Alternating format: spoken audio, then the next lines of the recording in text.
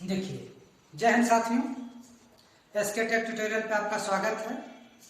मैं संजीव कुमार आपके अपने चैनल एसके टेक ट्यूटोरियल में आपका स्वागत करता हूं।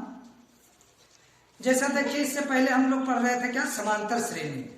समांतर श्रेणी में हम आपको बता चुके थे क्या, समांतर श्रेणी, गुणोत्तर श्रेणी, और अब तीसरा जो है वो है हरात्मक श्रेणी, हार्मोनिक प्रोग्रेशन।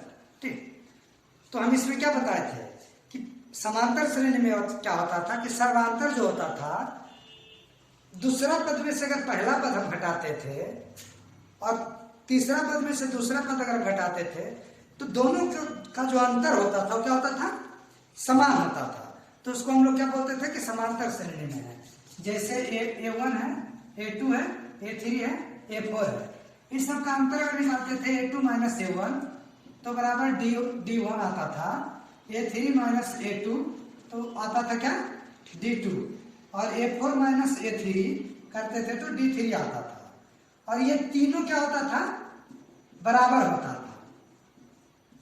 ये तीनों क्या होता था, बराबर हो जाता था, बराबर में D। तो इसको हम लोग क्या कहते थे कि समांतर श्रेणी में है। वहीं जब हम गुणोत्तर श्रेणी में गए, गुणोत्तर श्रेणी में जब हम प्रवेश किए तो क्या देखे, गुणोत्तर श्रेणी में हम प्रवेश किए तो देखे कि A1 होता था, A2 होता था, A3 होता था और A4 होता था। इसमें भी हमको सर्वांतर निकालना होता था, लेकिन वो सर्वांतर कैसे निकालते थे, R से डिनोट करते थे, रेशनल, जिसका मतलब क्या होता था कि इसमें A2 भागा A1 करना पड़ता था।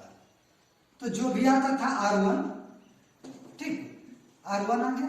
अब देखिए दूसरा A3 बटे A2 करते थे तो जो आता था R2, या फिर A4 बटे A3 करते थे तो जितना आता था R3। ये तीनों जो आया, ये तीनों क्या होता था, बराबर होता था, बराबर R, ये तीनों बराबर होता था। तो इसका फॉर्मूला जो लगाते थे गुणोत्तर श्रेणी का, उसको निकाल के हम लोग बनाते थे, ठीक ना। अब इसी, तो ये आपको बता चुके थे। अब इसमें अगला क्या है, अगला आपको हरात्मक श्रेणी है। ठीक, तो हरात्मक श्रेणी हम लोग याद करेंगे कि देखिए, अगर दिया हुआ हो, अगर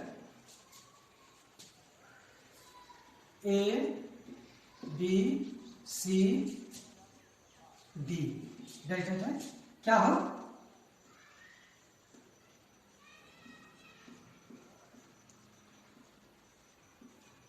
हरात्मक श्रेणी में हो।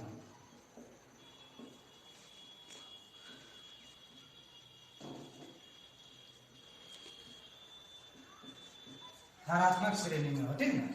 तो क्या करेंगे, तो इसका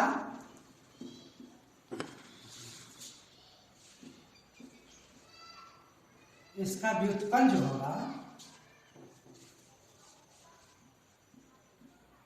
इसका व्युत्पन्न अर्थात क्या, 1/A, 1/B, 1/C, 1/D, ये क्या होगा,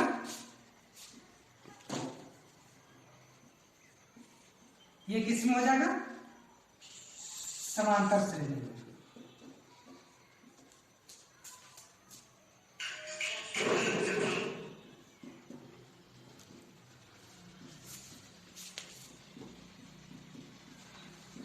ये क्या होगा, समांतर श्रेणी में होगा, ठीक ना। तो इसी तरह से हम लोग याद कर देंगे कि ये जितना भी जो दिया हुआ हरात्मक श्रेणी में अगर दिया रहेगा तो उसका हम क्या करेंगे, उसका व्युत्पन्न लिख देंगे, ठीक है। और उसका व्युत्पन्न जो लिखेंगे वो क्या आ जाएगा, समांतर श्रेणी में। तो समांतर श्रेणी में आ जाएगा। और फिर समांतर श्रेणी का जो फॉर्मूला होता था, जिस तरीके से हम लोग समांतर श्रेणी डिस्कस करते थे कि प्रथम पद A लेते थे, दूसरा पद क्या लेते थे,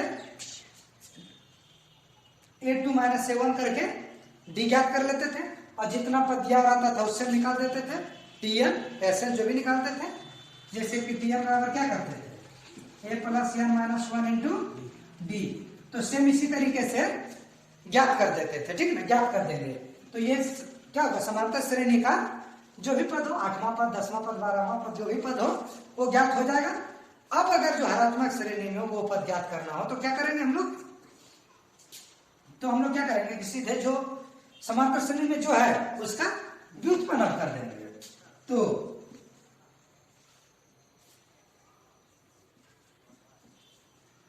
हरात्मक श्रेणी में nवां पद बराबर क्या हो जाएगा? 1/AP में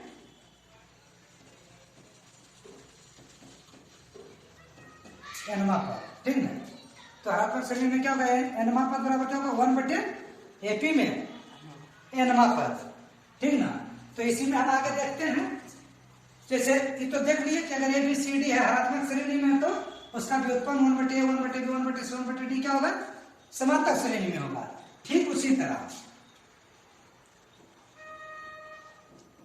इसी तरह अगर ABCD समांतर श्रेणी में हो तो उसका व्युत्पन्न उसका क्या हो जाएगा? वो तो लिखना लग रहा है कि तो ऐसा उसका व्युत्पन्न क्या हो जाएगा? 1/A, 1/B, 1/C, 1/D। ये सब जो है वो क्या किसमें हो जाएगा? एक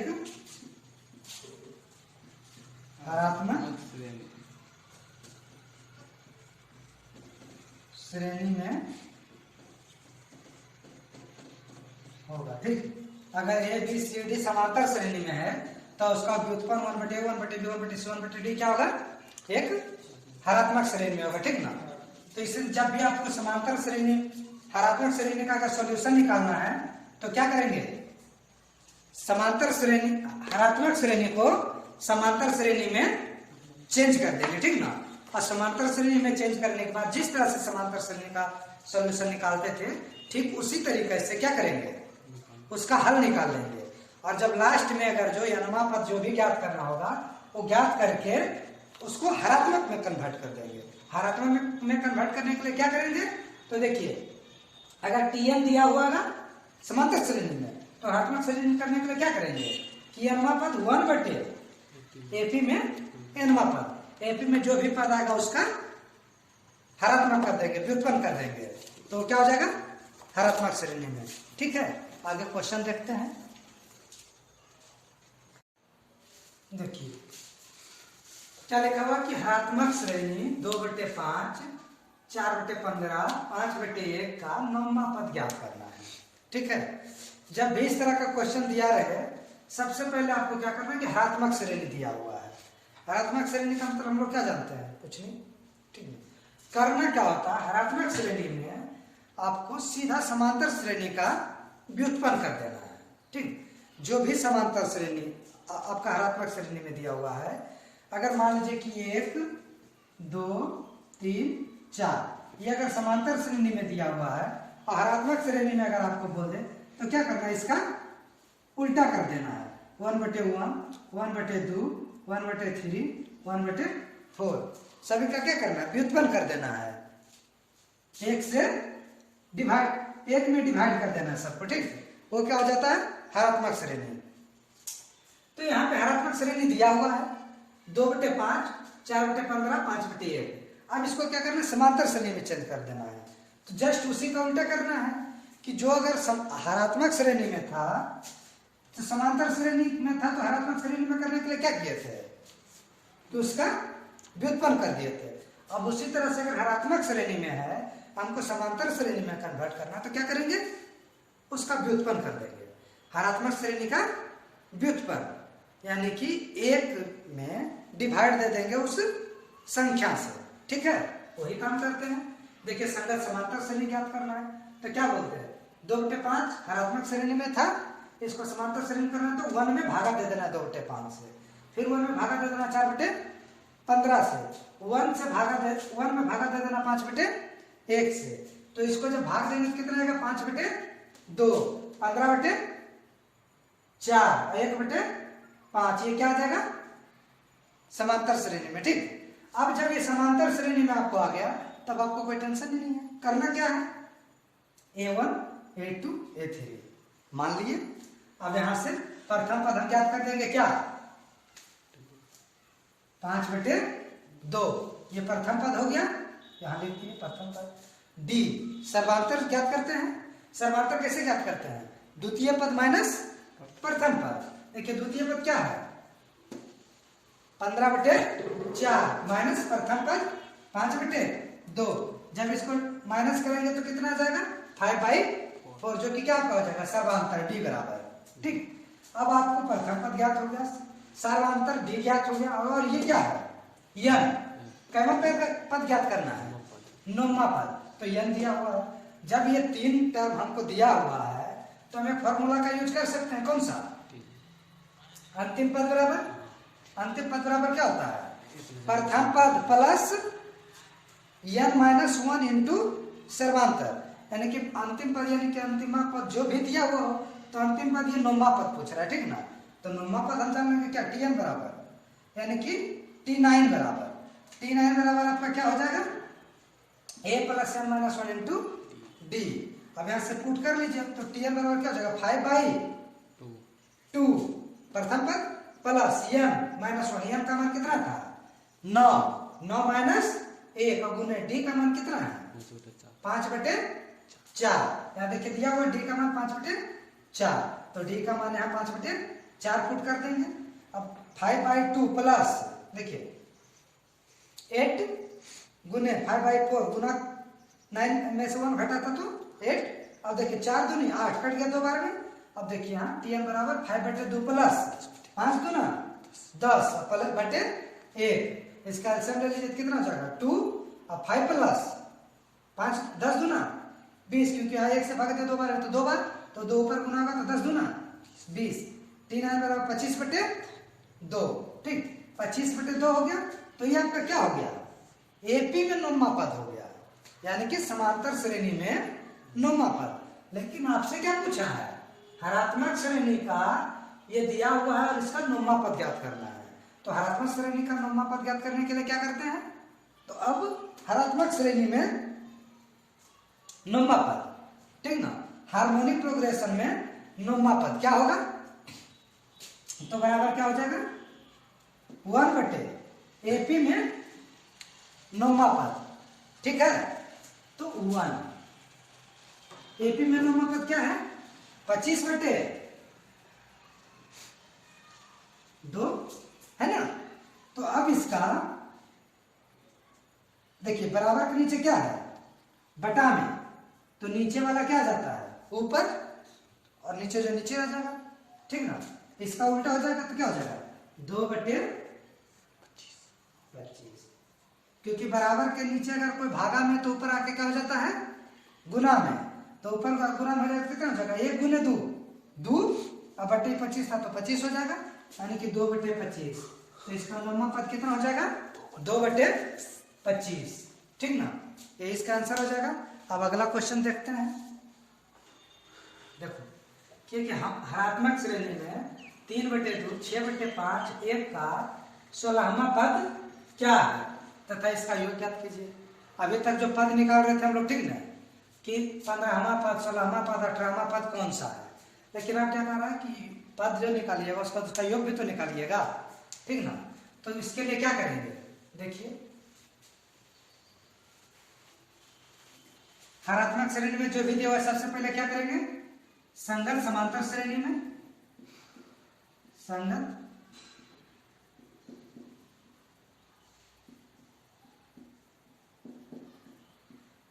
समांतर श्रेणी में कन्वर्ट कर लेते हैं तो कितना हो जाएगा 1/3/2, इसके बाद 1/6/5 और 1/1 होगा डैश डैश डैश 16वां पद होगा। तो इसका क्या हो जाएगा बराबर 2/3 प्रथम पद, 5/6 द्वितीय पद, यहाँ ये ठीक ना 16वां पद। अभी किस में हो गया? एपी में। समांतर जब एपी में हो गया तब इसमें हम निकाल लेते हैं क्या? प्रथम पद। प्रथम पद कितना हो जाएगा? 2/3 और डी कितना होगा? डी बराबर 5/6 माइनस 2/3 द्वितीय पद माइनस प्रथम पद होगा। इसका आंसर हो जाएगा 6। तो कितना हो जाएगा? 5 माइनस 4 यानी कि 1/6 बराबर डी। डी बराबर हो गया ना। अब एन बराबर तो आपको दिया हुआ है कितना? 16वां पद दिया हुआ है ना। 16वां पद दिया हुआ है। तब इसमें क्या कर दीजिएगा? अब इसमें कर देंगे T16 बराबर क्या हो जाएगा? A plus N minus 1 into D. अब देखिए ए का मान कितना है? 2/3 प्लस एन का मान 16 माइनस 1। अब उन्हें डी का मान कितना है? 1/6 होगा बराबर कितना हो जाएगा? 2/3 प्लस 15 गुने 1/6 काट दीजिए। 3 कितना हो जाएगा? 3 5 15 3 दूनी 6 बराबर 2/3 प्लस कितना हो जाएगा? 5/2। ठीक। अब इसको हम क्या करेंगे? ज्ञात कर लीजिए तो कितना हो जाएगा? T16 बराबर कितना हो जाएगा? एलसीएम ले लीजिए तो कितना हो जाएगा? 3 दूना 6। तो 3 से 2 बार में तो 2 दूना 4 प्लस 1 भागा देंगे 2 से 6 में तो 3 बार तो 5 दिया 15।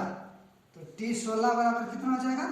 15 4 19/6। ये T16 19/6 किस में हो गया? समांतर श्रेणी में इन एपी। तो इन एचपी के लिए क्या करना है? 1/AP होगा बराबर क्या हो जाएगा? 1/19/6 बराबर 6/19। ये किस में हो गया? T16 बराबर ठीक ना किसमें? एचपी में। अब ये तो ज्ञात हो गया। क्या ज्ञात कर दिए? एचपी में 16वां पद ज्ञात कर दिए। ठीक। अब हमको क्या ज्ञात करना है? इसका योग ज्ञात करना है। तो योग ज्ञात करने के लिए हम लोग क्या करते थे? एपी में इन एपी S16 बराबर क्या लिखेंगे? n/2 इंटू ए प्लस T16 करते थे। तो S16 बराबर क्या करेंगे? n का मान कितना है? 16/2 इंटू ए का मान कितना है? देखिए 2/3 प्लस T16 का मान कितना है? 19/6। एपी में ये भी चलना है ना। जब एपी में हम ज्ञात कर रहे हैं तो कितना हो जाएगा? 19/6। ठीक। अब कर दीजिए क्या? कितना हो जाएगा? 8 होगा इंटू इसका आंसर लेंगे तो 6। तो 3 दूना 6 तो 2 दूना 4 प्लस 6 कम 6 तो कितना हो जाएगा? 19 बराबर 8 गुने 19 4 23/6 भाग दिया कितना है? 4 बार मेरी 3 बार यानी कि कितना? 4 तिहाई 12 के 2 हाथ में बचा 1 और 4 दूनी 8 1 9/3 92/3। ये क्या हो जाएगा? S16। ठीक। यानी कि 16 पदों का योग कितना हो गया? 92/3। लेकिन ये किसमें है? एपी में। तो जीपी में इसका योग क्या हो जाएगा? नहीं, एचपी में। अब किसमें? एचपी में। एचपी में क्या हो जाएगा? ये 16 बराबर, ठीक है ना, 1/, यह 16 ही किस में? एपी में। तो कितना का 1/92/3 बराबर क्या हो जाएगा? 3/92। ये आपका क्या हो गया? हरात्मक श्रेणी में ये योग हो जाएगा टोटल पदों का। टोटल 16 पदों का योग 3/92 हो जाएगा, ठीक ना। तो इसी तरह से आप देख लीजिए। पहले तो आपको सेम जैसे निकालते हैं एपी में जितना पद उतना पद याद करके 1 दे दीजिएगा, 1 में भागा दे दीजिएगा उतना से, जो आएगा वो क्या आ जाएगा आपका एचपी में। एचपी मतलब हार्मोनिक प्रोग्रेशन, ठीक। उसके बाद अगर पूछेगा योग तो एपी में उसका योग पहले ज्ञात कर दीजिएगा, ठीक ना, कि एपी में उसका योग क्या होता है। एपी में जो उसका योग आ जाएगा, एपी में फॉर्मूला होता है Sn बराबर m/2 × a + Tm, ज्ञात कर दिए, ठीक ना। तो एपी में जितना योग आ जाएगा जस्ट उसका क्या करेंगे, व्युत्पन्न लिख देंगे एचपी में। अब एचपी में उसका योग कितना हो जाएगा? 3/92, ठीक। यही आपका आंसर हो जाएगा हरात्मक श्रेणी का, ठीक। तो साथियों देखिए, जैसा कि इस समांतर श्रेणी में हम बताए समांतर श्रेणी, गुणोत्तर श्रेणी और हरात्मक श्रेणी, तीनों का हम आपका जो भी कंसेप्ट था वो डिस्कशन कर चुके हैं। इसका एग्जाम्पल भी लगा चुके हैं और जो भी कुछ क्वेश्चन थे इसका हमने करा दिया है। हरात्मक श्रेणी में इससे ज्यादा आपको कहीं भी पूछा नहीं जाएगा, ठीक। पूछा जाएगा कि हरात्मक श्रेणी में इसका श्रृंखला ज्ञात कीजिए, एपी में दिया हुआ है, एचपी में ज्ञात कीजिए, ये दिया जाएगा। या फिर हरात्मक श्रेणी में 8वां पद, 10वां पद, 12वां पद, ये आपको ज्ञात करने के लिए दिया जाएगा। बहुत कम पॉसिबिलिटी है कि उसका योग पूछेगा, लेकिन अगर योग पूछे तो ये भी आपको बता दिए हैं, ये भी आप ज्ञात कर सकते हैं, ठीक। तो इसी के साथ हरात्मक श्रेणी के साथ हमारा ये समांतर श्रेणी का जो भी सीरीज था वो खत्म हो गया है। अब अगला जो टॉपिक आपके आगे हम लाने वाले हैं वो है सिंप्लीफिकेशन, सरलीकरण, ठीक। सरलीकरण एक ऐसा चैप्टर है जिसमें कि हर एक एग्जाम में, चाहे आप कोई भी एग्जाम दीजिए, एसएससी का कोई भी एग्जाम हो जाए, रेलवे का एग्जाम हो जाए या स्टेट लेवल का कोई भी एग्जाम हो जाए, सब में आपको 2 से 4 नंबर, 5 नंबर का आता ही आता है। सिंप्लीफिकेशन एक ऐसा टॉपिक है जो होता तो इजी है, हर कोई जानते हैं, हर किसी को लगता है कि ये हम बना सकते हैं, लेकिन क्या होता है कि टाइम कंज्यूमिंग होता है। तो अगला जो हम आपको टॉपिक पढ़ाने वाले हैं सिंप्लीफिकेशन, उसमें हम नए नए ट्रिक्स देंगे जिससे कि बहुत ही बड़े बड़े मैथ को बहुत चंद सेकंडों में हम सॉल्व कर सकते हैं। तो इसके लिए आप हमारे अगले सेशन में जरूर जुड़िए। Thank you. अगर वीडियो पसंद आया हो तो चैनल को सब्सक्राइब कर दें, वीडियो को लाइक कर दें और अपने दोस्तों में शेयर करें। Thank you.